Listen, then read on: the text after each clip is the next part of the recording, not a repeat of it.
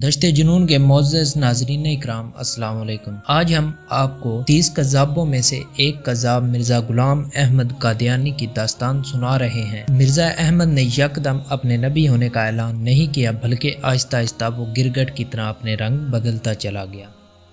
انگریزوں کے اس خودکاشتہ پودے کی حکومت وقت نے خوب آبیاری کی۔ اگر ہم مرزا غلام احمد قادیانی کی کتابوں کا مطالعہ کریں تو اندازہ ہوتا ہے کہ یہ شخص نیم پاگل قسم کا انسان تھا۔ اس کو مالیکولیا یا مراق کی بیماری بھی تھی۔ ہم تھوڑا سا آگے بڑھتے ہیں اور آپ کو بتاتے ہیں کہ اس شخص نے اللہ کے نبی صلی اللہ علیہ وسلم کے بارے میں کس قسم کی ہرزہ سرائی کی تھی۔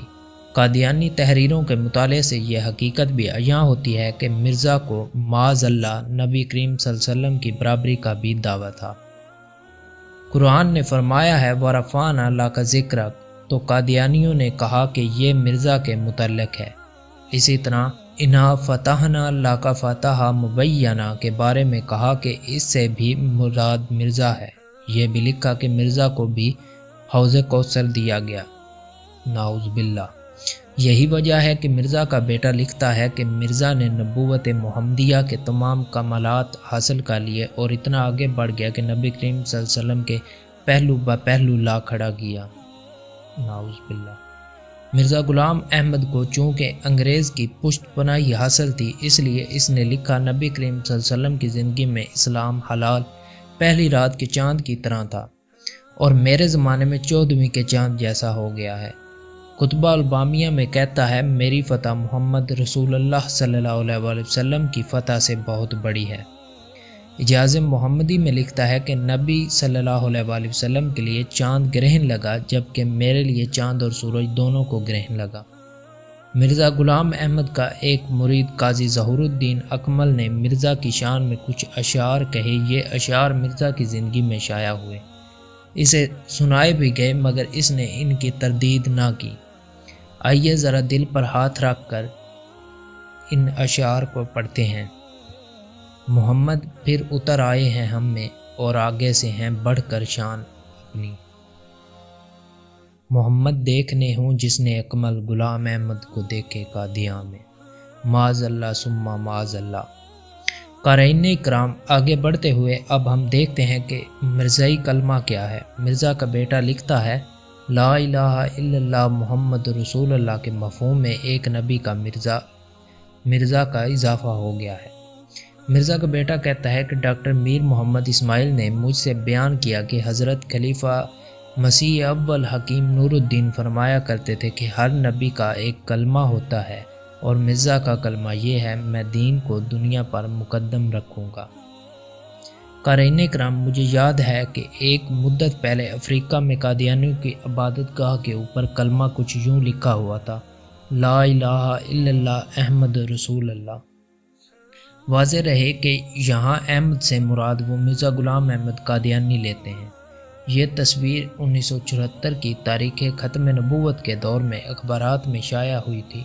افریقہ میں قادیانی دعوت پھیلنے کے حوالے سے عرض کر دوں کہ بلا شبہ ایک زمانہ تھا مسلمانوں نے اس مسئلہ پر دنیا والوں کو اتنا خبردار نہیں کیا تھا، مگر 1974 عیسوی کی تاریخ ختم نبوت کے بعد علماء متحرک ہوئے۔ انہیں جن جن علاقوں میں معلوم ہوا کہ قادیانیوں نے عام بھولے بھالے مسلمانوں کو ورگلایا ہے تو انہوں نے اپنا خوبصورت اور سنہری کردار ادا کیا اور بطور خاص افریقہ کے مسلمانوں قادیانیوں کے دخل و فریب سے مطلع کیا، جس کے نتیجہ میں ان کی تبلیغ خاصی رک گئی۔ الحمدللہ بہت سارے لوگ دوبارہ مسلمان ہو گئے۔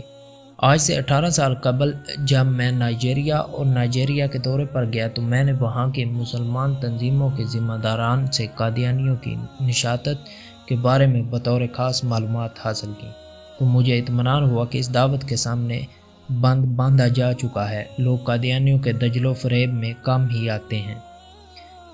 مرزا غلام احمد قادیانی انبیاء کی توہین کا بھی مرتکب ہوتا ہے۔ وہ لکھتا ہے کہ اللہ نے مجھے تمام انبیاء کا مظہر ٹھہرایا ہے اور تمام نبیوں کے نام میری طرف منسوب کیے ہیں۔ میں آدم ہوں، میں شیس ہوں، میں نوح ہوں، میں ابراہیم ہوں، میں اسماعیل ہوں، میں یعقوب ہوں، میں یوسف ہوں، میں موسیٰ ہوں، میں داؤد ہوں، میں عیسیٰ ہوں اور آن حضرت صلی اللہ علیہ وسلم کے نام کا میں مظہر اتم ہوں۔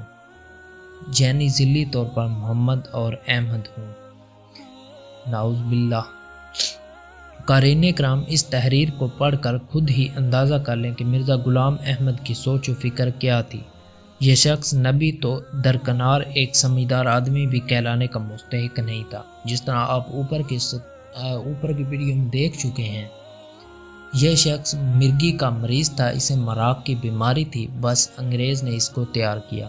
قارئین کرام اب ذرا سیدنا مسیح علیہ السلام کے بارے میں آئیے پڑھتے ہیں کہ مرزا ان کی کس طرح گستاخی اور توہین کا مرتکب ہوتا ہے۔ مرزا نے سیدنا عیسیٰ علیہ السلام کی اس قدر گستاخی اور توہین کی کہ ایک مسلمان تو کیا غیر مسلم بھی ایسی افوات کا مرتکب نہیں ہو سکتا۔ چند عبارتیں ملاحظہ کرتے ہیں۔ وہ انجام حتم میں لکھتا ہے، مسیح کا کنجریوں کی طرف میلان تھا، معاذ اللہ ثم معاذ اللہ۔ مزید لکھتا ہے، نادان اسرائیلی موٹی عقل والا، گالیاں دینے کی عادت تھی، جھوٹ بولنے کی بھی کس قدر عادت تھی، خزائن۔ ایک اور جگہ لکھتا ہے، یسوع شرابی، کبابی اور خراب چلن آدمی تھا، نعوذ باللہ۔ قارئین کرام، انبیاء کرام تو مقدس مظہر اور گناہوں سے پاک صاف شخصیات، اللہ کے نہایت برگزیدہ بندے تھے، البتہ مرزا غلام احمد، تمہارا کردار اور نفس پاک نہ تھا، تم بدوطن تھے، اس لیے انبیاء اور سیدنا عیسیٰ علیہ السلام کے بارے میں تمہارے اس طرح کے خیالات اور عقائد تھے۔ اہل سنت والجماعت کا عقیدہ ہے کہ سیدنا عیسیٰ علیہ السلام اللہ تعالیٰ نے آسمانوں پر زندہ اٹھا لیا ہے۔ وہ اب تک آسمانوں پر زندہ ہیں، نہ تو قتل کیا گیا، نہ ہی سولی پر چڑھایا گیا، بلکہ وہ قیامت کے نزدیک دوبارہ دنیا میں تشریف لائیں گے۔ ان کا ظہور دمشق کی مسجد کے مینار پر ہوگا اور وہ قیامت کے نزدیک دوبارہ دنیا میں تشریف لائیں گے۔ اس عقیدے کے دلائل قرآن کریم، صحیح حدیث، صحابہ و تابعین کے اقوال سے ثابت ہیں۔ ایک وقت تھا جب مرزا غلام احمد بھی اس عقیدہ کا قائل تھا، وہ اسے قرآنی دلائل کی روشنی میں برحق سمجھتا تھا، مگر جیسا کہ میں نے اوپر عرض کیا ہے، مرزا گرگٹ کی طرح اپنا رنگ بدلتا رہتا تھا۔ جنوری 1891 میں مرزا اس عقیدے سے منحرف ہو گیا اور وفات مسیح کا اعلان کر دیا۔ نزول مسیح کا مصداق خود کو قرار دے ڈالا۔ جب اس سے کہا گیا کہ پہلے تم اس عقیدہ کے قائل تھے، اب کیا ہوا، تو کہنے لگا کہ یہ سب کچھ وحی الہی یعنی الہام سے کہا گیا ہے۔ لوگوں نے جب اسے ان الہامی الفاظ کو بیان کرنے کا مطالبہ کیا تو وہ آئیں بائیں شائیں کرنے لگا۔ پھر ستمبر 1891 میں مذمومہ عقیدے کے الفاظ گھڑ کر الہام کے طور پر پیش کر دیے۔ مرزا غلام احمد اور راس کے چہیتے صحابہ کرام رضی اللہ تعالیٰ عنہ اور سیدنا ابو بکر رضی اللہ تعالیٰ عنہ، عمر رضی اللہ تعالیٰ عنہ کی توہین بھی کر ڈالتے تھے۔ مثلاً ماہنامہ المہدی میں مرزا کا ایک چہیتا لکھتا ہے کہ ابو بکر و عمر کیا تھے، وہ تو غلام احمد قادیانی کی جوتیوں کے تسمے کھولنے کے بھی لائق نہ تھے، معاذ اللہ ثم معاذ اللہ۔ نقل کفر ناباشت۔ مرزا غلام احمد حرمین شریفین کی توہین کرتے ہوئے لکھتا ہے کہ لوگ معمولی اور نفلی طور پر حج کرنے کو بھی جاتے ہیں، مگر اس جگہ قادیان میں آنا نفلی حج سے زیادہ ثواب ہے، اور غافل رہتے ہیں، نقصان اور خطرہ ہے، کیونکہ سلسلہ آسمانی ہے اور حکم ربانی۔ یہ آئینہ کمالات اسلام 352 ثواب میں موجود ہیں۔ پھر ان لغو نظریات کی شعر میں پوری ترجمانی کرتا ہے، زمین قادیان اب محترم ہے، ہجوم خلق کا عرض حرم ہے۔ قارئین کرام اب ذرا دل تھام کر مرزا غلام احمد کے جہاد کے حوالے سے نظریات پڑھتے ہیں جس کے لیے اسے تیار کیا گیا۔ وہ لکھتا ہے کہ اب اسلام کی خاطر جہاد کرنا حرام اور قطعی حرام ہے۔ جو لوگ انگریز سامراج سے جہاد کرتے ہیں وہ حرامی اور بدکار ہونے کے ساتھ ساتھ احمق بھی ہیں۔ اس نے جہاد کے حرام پر اشعار بھی لکھے تھے، جس کا ایک شعر اس کے خیالات کی ترجمانی کے لیے کافی ہے۔ اب چھوڑ دو جہاد کا اے دوستوں خیال، دین کے لیے حرام ہے اب جنگ اور قتال۔ قارئین کرام، آئیے اب ذرا اس شخص کے اخلاق کی طرف دیکھتے ہیں تاکہ آپ کو اندازہ ہو کہ انگریز نے جس شخص کو مسلمانوں میں جذبہ جہاد کو ختم کرنے کے لیے کھڑا کیا تھا وہ کس قسم کے اخلاق کا مالک تھا۔ مرزا اپنے ایک مخالف کے متعلق لکھتا ہے، جھوٹا نبی بیماریوں کے نرگے میں مرزا کے بقول انبیاء اور اللہ کے مامور خبیث اور ذلیل بیماریوں سے محفوظ رکھے جاتے ہیں۔ ملفوظات مرزا۔ لیکن مرزا خود کیسی بیماریوں کا شکار تھا ملاحظہ ہو۔ ایک دائم المرض آدمی ہوں، کثرت بول اور دوران سر کی بیماری بھی تھی۔ بعض اوقات دن رات میں 100 مرتبہ بھی پیشاب آتا تھا۔ کمی خواب اور تشنج دل کی بیماری بھی تھی۔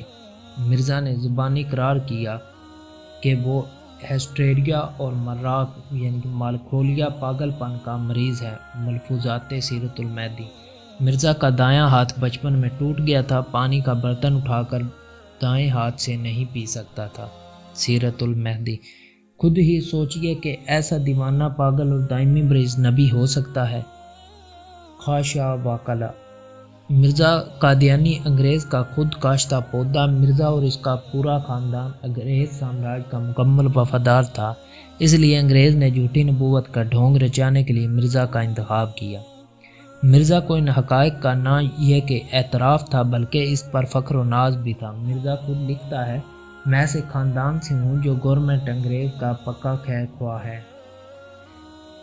20 سال سے انگریزوں کی حمایت میں کتابیں لکھ رہا ہے اور وہ بھی مختلف زبانوں میں۔ خدا تعالیٰ نے اپنے خاص فضل سے میری اور میری جماعت کی پناہ اس سلطنت انگریز کو بنا دیا ہے۔ خزائن۔ یہ تمام معلومات اس کی کتابوں میں درج ہے جو میں ابھی پڑھ رہا ہوں۔ جو امن ہمیں اس سلطنت کے زیر سایہ حاصل ہے وہ نہ مکہ معظمہ میں مل سکتا ہے اور نہ مدینہ میں۔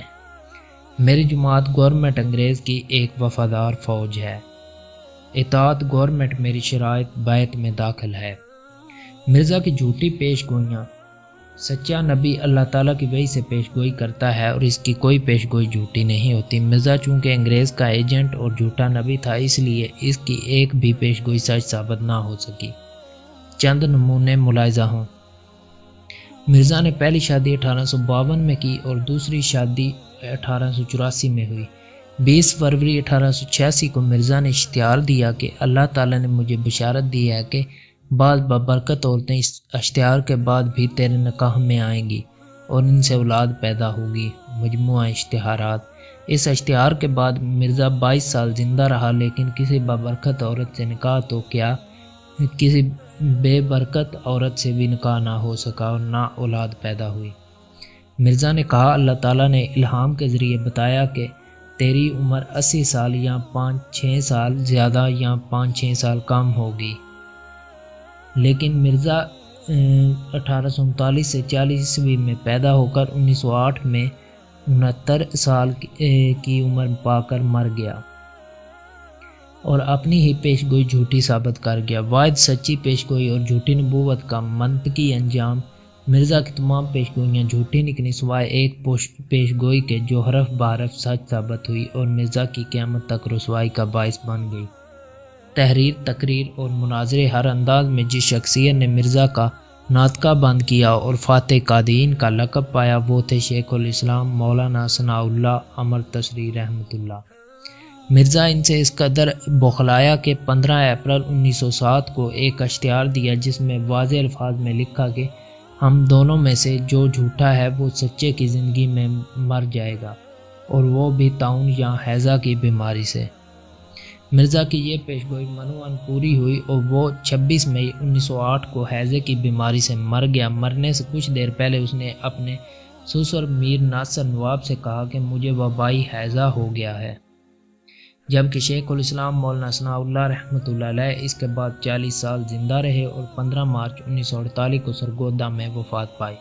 اس طرح جھوٹا مرزا سچے مولانا ثناء اللہ رحمۃ اللہ علیہ کی زندگی میں مر کر اپنا جھوٹا ہونا ثابت کر گیا۔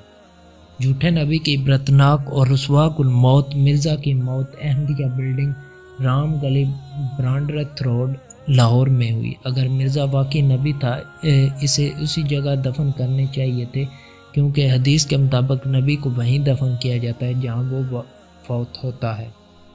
سنن ابن ماجہ۔ لیکن مرزائیوں نے جھوٹے نبی کو قادیان میں دفن کرنے کا فیصلہ کیا۔ پھر جوں ہی مرزا کی ارتھی احمدیہ بلڈنگ سے باہر لائی گئی، ختم نبوت کے متوالو ناور زندہ دالان لاہور نے اس پر اینٹوں، روڑوں، پتھروں، مٹی، گوبر اور گندگی کی بارش کر دی اور ذلت و رسوائی کی یہ آخری سلامی ریلوے اسٹیشن پہنچنے تک جاری رہی۔ پھر اسے اسٹیشن سے مال گاڑی پر لاد کر قادیان لے جایا گیا اور قادیان کی خاک سے اٹھنے والے اس جھوٹے نبی کو قادیان ہی کی خاک میں دفن کیا گیا۔ اللہ ہمیں ایسے جھوٹے نبوت کے دعوے داروں سے پاک رکھے اور شیطان کی شر سے محفوظ فرمائے۔ امید کرتا ہوں کہ آپ کو یہ ویڈیو پسند آئے گی۔ اس کو مکمل دیکھنے کا شکریہ۔ ملتے ہیں نیکسٹ ویڈیو میں۔ اللہ نگہبان۔